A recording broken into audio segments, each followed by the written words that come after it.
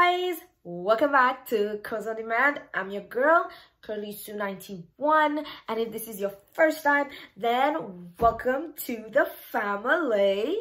I hope you find something useful on my channel, and I hope you consider to subscribe. So today, I am going to be trying Fulani braids. Now, Fulani braids requires that you kind of braid your hair. Now, if you've been around this channel for a little bit, then you know that your girl does not know how to cornrow. I've been trying a little thing and I've been practicing a little bit so that it looks perfect, but I still don't think it's perfect enough. So I'm gonna do 2 tutorials, and both my tutorials are going to be for people who do not know how to cornrow and they want to try Fulani braids. The first video, I'm going to do it for people who do not know how to cornrow and do not know how to crochet. And then the second video, I'm going to do it for people who do not know how to cornrow and know how to crochet. But that's what I'm going to do for y'all today. So like, just bear with me. Let's go through this and let's see how this comes out. Okay, so the first thing you definitely want to do is you want to separate the front from the back of your head. And I have a bunch of videos on how to separate your hair for braids, how to triangular separate your hair, and like separation for beginners.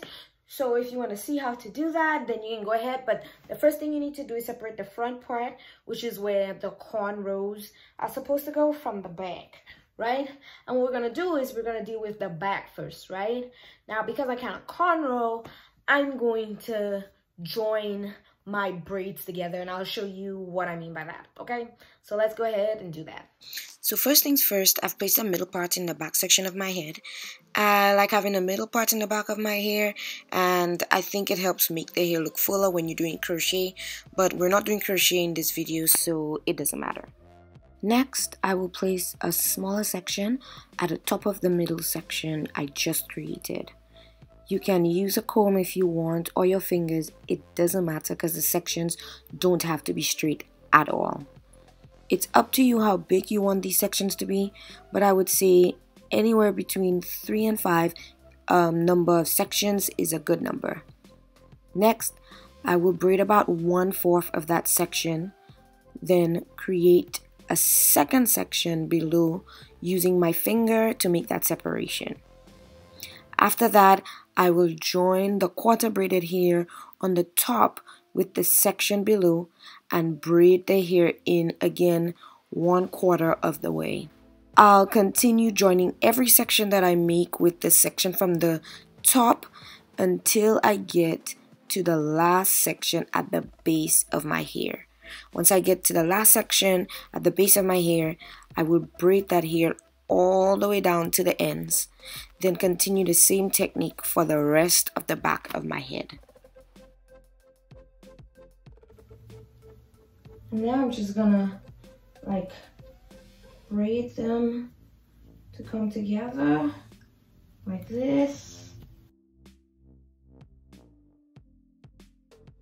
Right here, I'm just gonna keep the ends together by using an elastic band and then securing the braids to my scalp or to my head with some bobby pins. Okay, so now we're just gonna go ahead and do the top of my head right now. And of course, we're not gonna do cornrows because we can't. So I'm gonna do the crisscross hairstyle, kind of flat twist with rubber bands. I'll show you what I mean. So we're gonna go ahead and like separate the front of my head, but like in the back of my hair where the separations don't matter, like it doesn't matter if it's straight or not because nobody's gonna see it anyways. It matters here. So let's fix this middle part. Now that it's straight, we can go ahead, and I want to put 2 parts on the side of that, right? You always have to think in 2s when you're doing the crisscross because they have to go from one side to the next, okay?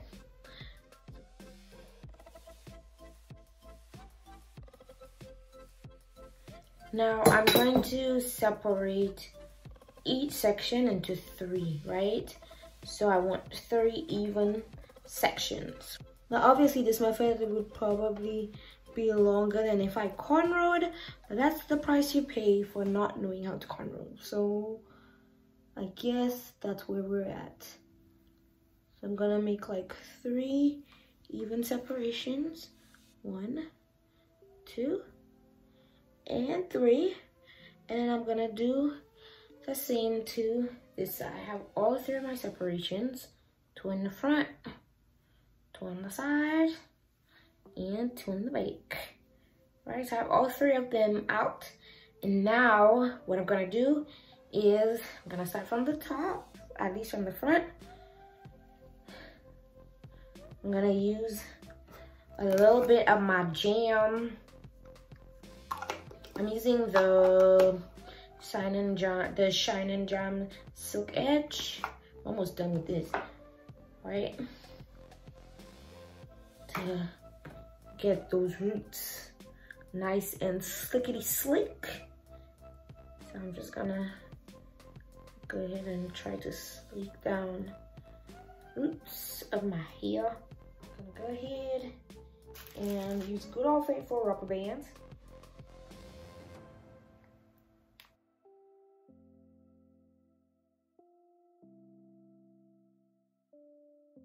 Okay, now that I have all 3 in rubber bands, is what I'm gonna do next. I'm gonna crisscross, right? Now you don't have to put all of them in rubber bands first. You can literally just crisscross and then put the rubber band. I'll show you up here. You can do that, or you can put the rubber bands in first. I like putting the rubber bands in first because it makes sure everything is separated really nicely, and so I don't get like messy rows. But next thing I'm gonna do is I'm just gonna bring this one on the left to my right, and I'm gonna take another rubber band, and then I'm gonna put that to connect the 2. Right, there we go. And then I'm gonna take this side and do the same thing. Take it from the right and bring it to the left one like this. Yep.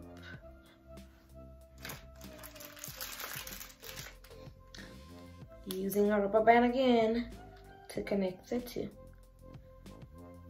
So as you can see, we have an X here, and we're gonna make another X again by bringing this side, which is the left side, back again to the right and connecting it to the one in the back. As you can see, this is what it looks like.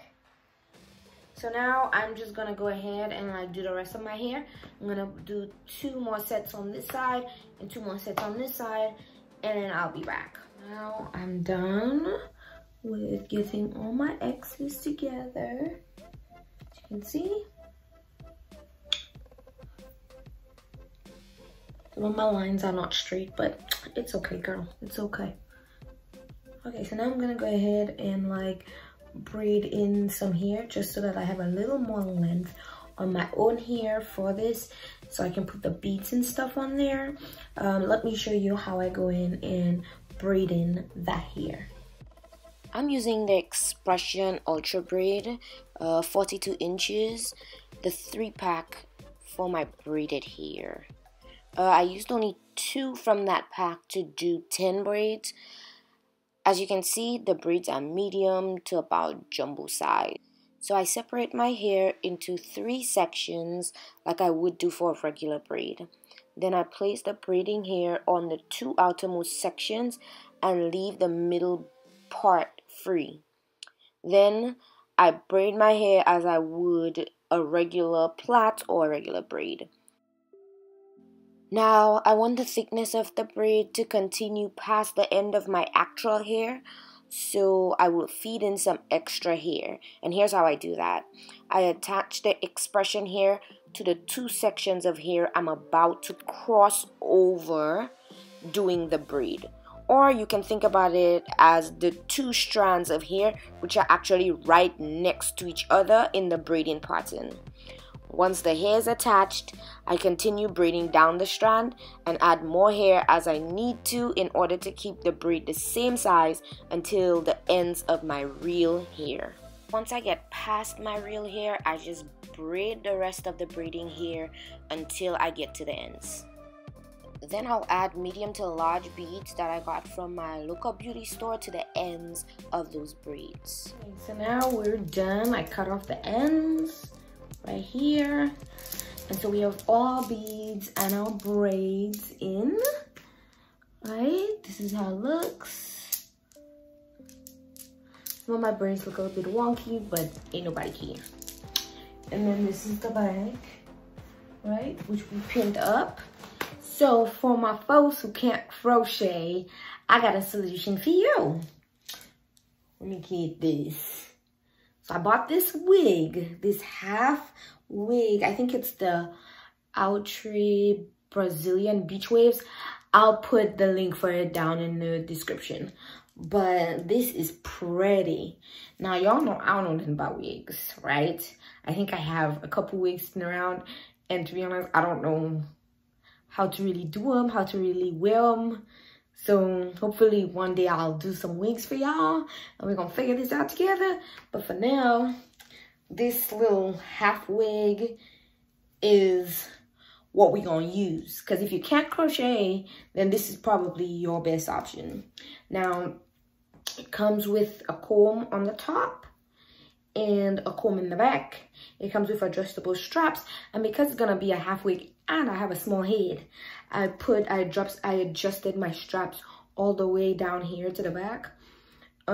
If you have a big head, this is definitely big head friendly, I believe. But as I'm gonna be using it as a half wig, just know that because it's big head friendly, there's gonna be a little bit of cap for you small headed girls like me, but that's okay.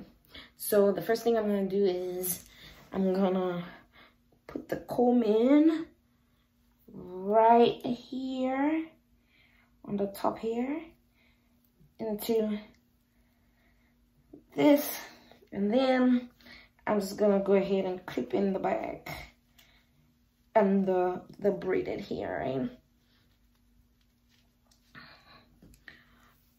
And then I kind of like to hide this, right?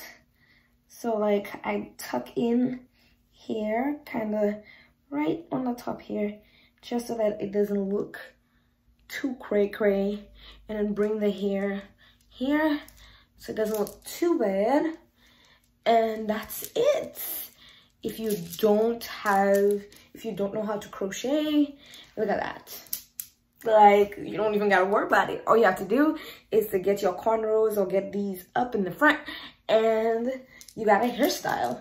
Like, you don't even gotta worry about it. Like, dang. So this is how it looks. I'll put some pictures up here and somewhere up here so that you can see them, the full length of them. This is how it looks. Let me show you the back. This is how the back looks. It's like all the way tailbone length. It's super pretty. And there you go, Fulani braids. You don't even gotta do the whole crochet thing, because ain't nobody got time for that. So in the next video, I'm gonna show you guys how to do it with crochet. So if you know how to crochet, then you probably want to watch that video. But this is for my newbies who don't know how to cornrow and how to crochet. So if you like this video, go ahead and smash that like button and go ahead and comment down below. And don't forget, if you haven't subscribed yet, go ahead and subscribe. I'll see you guys in the next video.